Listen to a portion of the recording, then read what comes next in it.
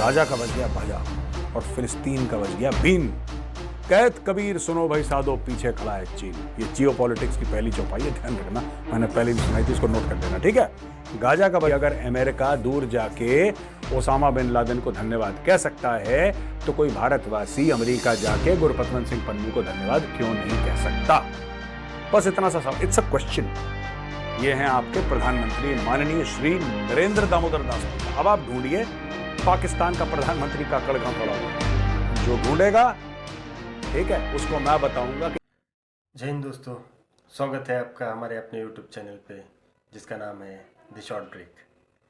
तो दोस्तों, भारत आत्मनिर्भरता के बारे में बात करेंगे मेजर गौरव आर्या सर, और ये हम रिएक्ट करेंगे इनके वीडियो पर, और इनके चैनल का नाम है द चाणक्य डायलॉग्स। तो वीडियो पसंद आए तो लाइक और सब्सक्राइब जरूर कर देना।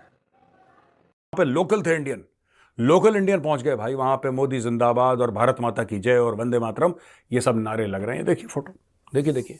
तो मोदी जी जहां जाते हैं, मोदी जी का रॉक स्टार वेलकम होता है दोस्तों, रॉक स्टार रिसेप्शन।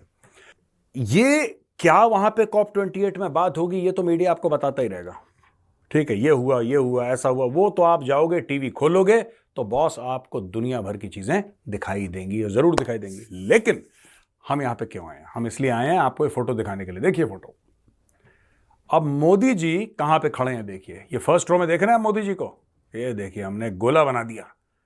ये हैं आपके प्रधानमंत्री माननीय श्री नरेंद्र दामोदर दास मोदी, है ना।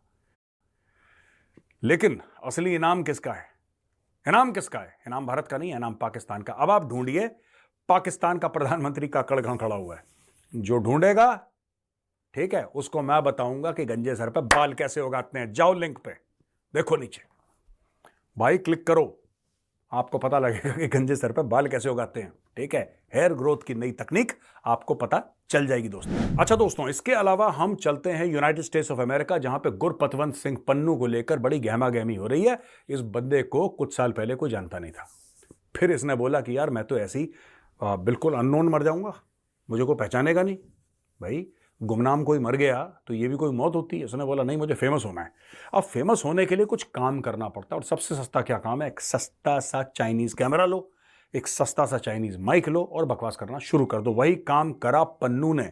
पन्नू ने क्या करा कि धमकी देना शुरू कर दी गंदी अंग्रेजी में, ठीक। अमेरिका की सिटीजनशिप सिर्फ इस कारण से ली है कि आप अंग्रेजी की हत्या कर पाए वहां पे, तो मुझे लगता है ये बात गलत है। खैर, पन्नू ने धमकी दे दी कि the Indian, the airlines, no sorry, the Air India, the plane on the 19th November, the bomb, the boom boom boom, पता नहीं क्या इसने बोला, कह रहे नहीं वे, इसको तो डिक्लेयर कर दिया टेररिस्ट भारतीयों ने। फिर ये बात हुई निखिल गुप्ता वाली, जो मैंने आपको कल समझाई थी कि गुप्ता जी को भेजा गया। अमेरिकन कह रहे हैं गुप्ता जी को किसी ने भेजा। यार मेरा एक छोटा सा सवाल है, मैं इस पर ज्यादा वक्त नहीं बर्बाद करूंगा। मेरा दोस्तों छोटा सा ये सवाल है कि अगर अमेरिका दूर जाके ओसामा बिन लादेन को धन्यवाद कह सकता है तो कोई भारतवासी अमेरिका जाके गुरपतवंत सिंह पन्नू को धन्यवाद क्यों नहीं कह सकता? बस इतना सा सवाल, it's a question, it's a question. इसको उत्तर प्रदेश में कहते हैं ना कि भैया what is the question? The question is this कि कोई जाके पन्नू को धन्यवाद क्यों नहीं कह सकता, और पन्नू को क्यों डर लगता है कि कोई उसको जाके धन्यवाद बोले। देखो, हम सबको एक दिन धन्यवाद हमें कोई ना कोई कहेगा, है ना। आपने गैंग्स ऑफ वासेपुर देखी है? गैंग्स ऑफ वासेपुर का बड़ा मशहूर डायलॉग है कि ये जिंदगी है, या तो अल्लाह लेगा या मोहल्ला लेगा, ठीक है। तो पन्नू को भी तैयार रहना चाहिए। खैर एनीवे दोस्तों, इसके अलावा बड़ी तगड़ी तगड़ी खबर है। 2.3 लाख करोड़ का, 2.3 लाख करोड़ की शॉपिंग हुई है डिफेंस के मामले में। आप समझ लीजिए, बहुत, ये this is a huge thing which has happened. और कुछ ही दिनों पहले, 2-3 दिनों पहले हमने आपको यह बताया था कि 40,000 करोड़ का एक नया एयरक्राफ्ट कैरियर का प्लान अप्रूव हो गया है। बताया था ना हमने आपको कल परसों। तो यही चीज है, बस अब जो हुआ है ये उसके अलावा हुआ है। ये देखिए, मैं आपको विस्तार से बताता हूं। देखिए, LCA तेजस जो हमारा बनाया हुआ एयरक्राफ्ट है भारत का, तो टोटल डिफेंस एक्विजिशन काउंसिल ने बोला है कि टोटल जो प्रोजेक्ट है वर्थ 2.23 लाख करोड़ है, 2.23 लाख करोड़, जिसमें से initial approval for procurement of 97 Tejas light combat aircraft और 156 प्रचंड कॉम्बैट हेलीकॉप्टर्स। अच्छा दोस्तों, तेजस क्यों? ये जितना भी मिग शिप का पुराना फ्लीट है ना, ये सब हटने वाला है, हट ही गया लगभग। इसकी जगह आ रहे हैं तेजस। तेजस क्यों आ रहे हैं? क्योंकि तेजस इंडिजिनस है, हम लोगों ने बनाया है, आत्मनिर्भर भारत का प्रतीक है बहुत बड़ा। और दूसरी चीज है कि अगर हमने कोई चीज सीखी है यूक्रेन और रूस की लड़ाई से, या फिर हमने सीखी है इजराइल और हमास की लड़ाई से, वो ये सीखी है कि जो देश खुद अपने हथियार, खुद अपना असला नहीं बनाता है, वो देश मैदान जंग में सफर करता है। युद्ध में वो, जिसको कहते हैं ना कि चोट खाता है बहुत बुरी। इसलिए बहुत जरूरी है कि भारत अपने हथियार बनाए और खुद उसको यूज करे। जब भारत खुद के हथियार बना के इस्तेमाल करेगा, दुनिया देखेगी भाई ऐसा नहीं कि सिर्फ बना रहे हैं, खुद इस्तेमाल भी कर रहे हैं। इसका मतलब इन लोगों को भरोसा है अपने वेपन्स प्लेटफॉर्म में, चलो भाई हमें भी आपसे खरीदना है। तो तेजस हैं 97 तेजस, 97 तेजस हैं, 156 प्रचंड। अच्छा, प्रचंड लाइट हेलीकॉप्टर है, इसकी एक खासियत है कि हाई अल्टीट्यूड से टेक ऑफ और लैंड कर सकता है। ये जैसे अपाची हमारे पास, ये फोटोग्राफ देखिए अपाची की। अपाची की ये खासियत है कि हैवी है, हैवी हेलीकॉप्टर गनशिप है। इसमें हेलफायर मिसाइल्स और टरट गन्स और दुनिया भर का तामझाम है, लेकिन ये इतना कामयाब नहीं है हाई ऑल्टीट्यूड के लिए। प्रचंड क्यों बना? प्रचंड का आइडिया सबसे पहले कहां से आया दोस्तों? ये आया कारगिल के युद्ध के बाद, क्योंकि कारगिल के समय हमारे पास हैवी हैवी रशियन हेलीकॉप्टर्स थे, बड़े हैवी। अब वो जैसे जैसे आप ऊपर जाते हैं ना, oxygen gets thinner and thinner and thinner. जैसे आप दिल्ली से आप लेह के लिए फ्लाइट पकड़ेंगे, जब लेह हैवी हेलीकॉप्टर्स का फ्लाई करना थोड़ा सा मुश्किल हो जाता है। और यह बात हमें पता लगी कारगिल की लड़ाई में, क्योंकि पहली बार कारगिल की लड़ाई में जहां पे ऐसा मौका आया कि वहां पे एक एनिमी है जिसने डिफेंसेस पकड़ रखे हैं, जिसने संगड़ के पीछे या कोई पत्थरों के पीछे या बहुत उस जिसको कहते हैं कि रॉक फॉर्मेशंस के पीछे उसने अपने डिफेंसेस बनाया, फिर उतनी हाइट पे उड़ना, उनको एंगेज करना या ट्रूप्स को कवर देना, ये सब बड़ी मुश्किल सी चीजें हो जाती हैं। प्रचंड बना, प्रचंड आया, प्रचंड एक्सेप्ट करा। एयरफोर्स, नेवी, आर्मी ने भी, मुझे लगता है कि नेवी के पास भी प्रचंड हेलीकॉप्टर जाने ही जाने हैं, ट्राई सर्विसेज है वो। लेकिन सबसे बड़ी बात यह कि भारत ने इसको दिल से लगाया, इंडियन एयरफोर्स और इंडियन आर्मी ने इसको एक्सेप्ट कराया। अब प्रचंड भी आ रहे हैं इन अ मैसिव वे। तो देयर बी स्क्वाड्रन्स ऑफ प्रचंड, प्रचंड के कई स्क्वाड्रन्स होने वाले हैं, ये देखिए साहब। इसके अलावा procurement of medium range anti ship missiles, 4 Sukhoi 30 fighter aircraft, ये सब, ये 2.25 लाख करोड़ का जो पूरा गेम है ना दोस्तों, 2.25 लाख करोड़ का जो पूरा ये खरीदारी है, ये क्या हो रही है इसमें? देखिए मैं फिर से आपको बताता हूं, 97 तेजस एयरक्राफ्ट हैं, 156 प्रचंड हैं, इसके अलावा medium range anti ship missile हैं, 84 सुखोई 30 जो ऑलरेडी हमारे पास, इसको हमने अपग्रेड करना है। अच्छा, इसमें यह बताया गया है कि 98% यानी कि 98% ये जो खर्चा है ये भारत में ही होगा। अब आप देख लीजिए मैं क्या बोल रहा हूं आपसे, 98% इसका, यानी कि 100 रुपए में 98 रुपए, यानी कि 1 रुपए में 98 पैसे भारत में खर्च होंगे। इससे हो गया क्या दोस्तों? ये जानना बहुत जरूरी है, क्योंकि जब हम बात करते हैं ना कि हम इस तरीके से ये करेंगे और भारत से लेंगे, नहीं इंपोर्ट से क्यों नहीं कर लेते? देखिए, एक तो जब तक आपके पास खुद का इकोसिस्टम नहीं होगा, आप लड़ाई नहीं लड़ सकते लॉन्ग टर्म। हफ्ता 10 दिन 15 दिन लड़ लो, बाद में दिक्कत होगी आपको। तो आपको खुद का एक तो अपना इकोसिस्टम चाहिए। भारत अपना आत्मनिर्भर भारत के तहत अपना इकोसिस्टम बना रहा है, ये हुई पहली बात। दूसरी चीज, उस तरीके से हजारों फैक्ट्री हिंदुस्तान में होंगी जो तेजस के पुर्जे या फिर प्रचंड के पुर्जे, और सबको बिजनेस मिलेगा, खुशहाली बढ़ेगी, एक इकोसिस्टम तैयार होगा कि now India will be recognised as one of the players in the world who has their own helicopter gunship and own fighter aircraft, जो कि इंडिजिनस है। समझ रहे हैं दोस्तों? अब इसमें आप मिला लो 40,000 करोड़ और ऊपर से। कौन से 40,000 करोड़? जिसका 3rd एयरक्राफ्ट कैरियर का अनाउंसमेंट करा था। अब आप समझो, एयरक्राफ्ट कैरियर स्टील कहीं से आ रहा है? अगर वो कोचिन शिपयार्ड में बन रहा है, जो कोचिन साउथ इंडिया में है, कोचिन में बन रहा है, तो आपको क्या लगता है स्टील भी कोचिनी में, उसकी खान थोड़ना है वहां पे लोहे की, वो तो कहीं और से आ रहा है। उसकी स्मेल्टिंग या उसका प्योरिफिकेशन या जो स्टील बनेगा वो कहीं और हो रहा है। फिर उसके बाद उसके जो पुर्जे हैं, कई इसमें इलेक्ट्रॉनिक पार्ट हैं, सॉफ्टवेयर है, हार्डवेयर है, दुनिया भर का, ये तो पूरे हिंदुस्तान भर में फैला हुआ है। तो आप समझ लीजिए कि इतना पैसा जब सरकार डालेगी वापस अपनी इंडस्ट्री में, तो डिफेंस प्रोडक्शन किस लेवल पे चला जाएगा। एक ज़माने में सारी चीज़ें इंपोर्ट होती थी दोस्तों, अब सारी की सारी चीज़ें भारत में बन रही हैं, और 90% कोशिश करी जा रही है कि भारत में, आपको पता है नेगेटिव लिस्ट में डाल दिया इंडियन आर्मी ने कई सारी चीज़ों को। जो एक ज़माना था जब कहते थे अच्छा क्या चाहिए, अच्छा इंपोर्ट करो, जाओ बाहर से, विदेश से चेक काटो और अंग्रेज से मंगवाओ, बाहर अमेरिका से मंगाओ, जर्मनी से मंगाओ, फलाना। आज की तारीख में सरकार ने बात करी, इंडियन आर्मी ने बोला सरकार को कि sir we agree with you, बिल्कुल आप ठीक कह रहे हो, हम आपके साथ हैं बिल्कुल। सरकार ने पूछा फिर भारतीय सेना से, कोई दिक्कत तो नहीं आपको? क्या दिक्कत है? कोई दिक्कत नहीं है, वेरी गुड, करो, देश के अंदर बनाओ।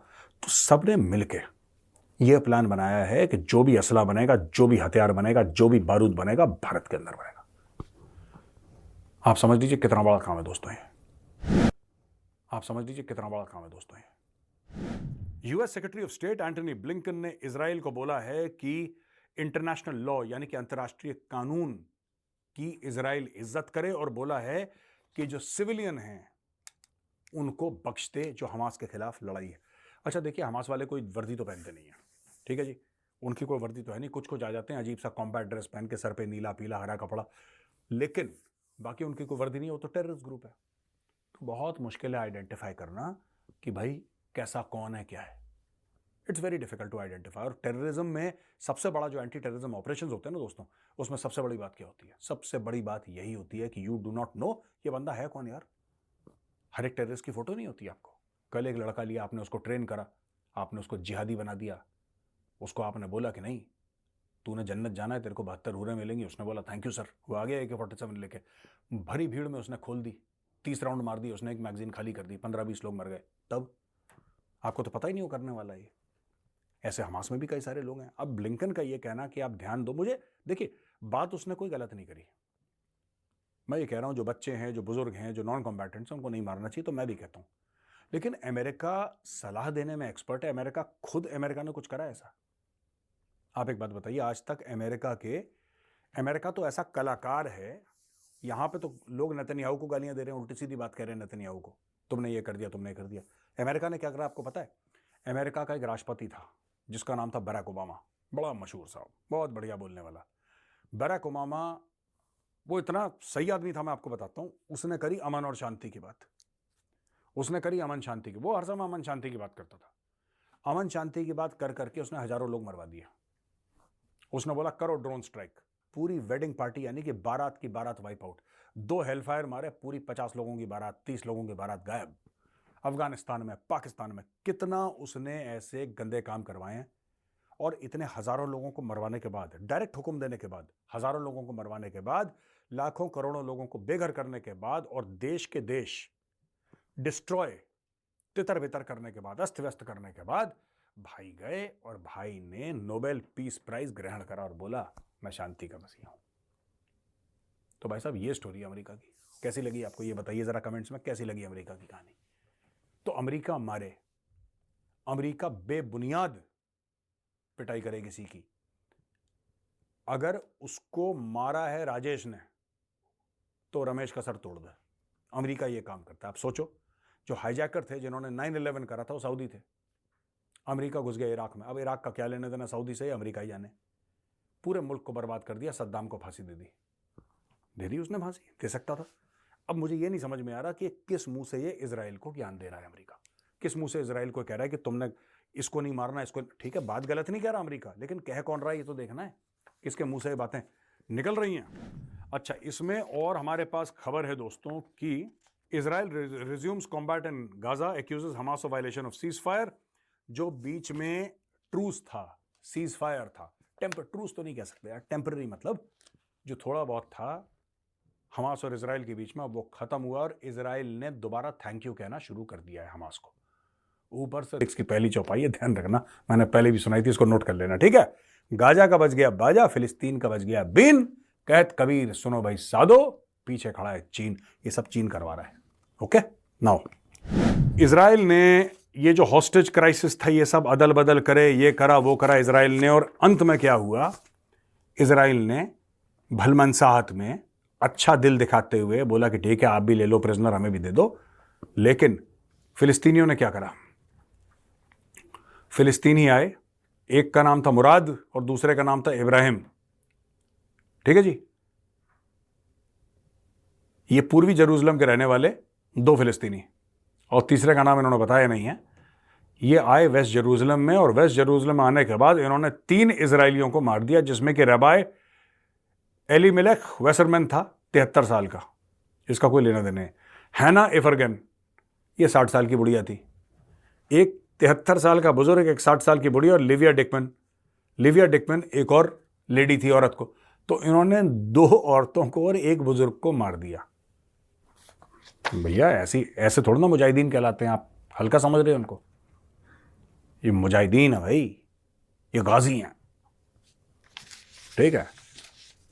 ये अपने मजहब का परचम लहरा रहे हैं। इंशाल्लाह उन्होंने एक बुड्ढे को मार दिया, कितने मेहनत का काम करा देखो।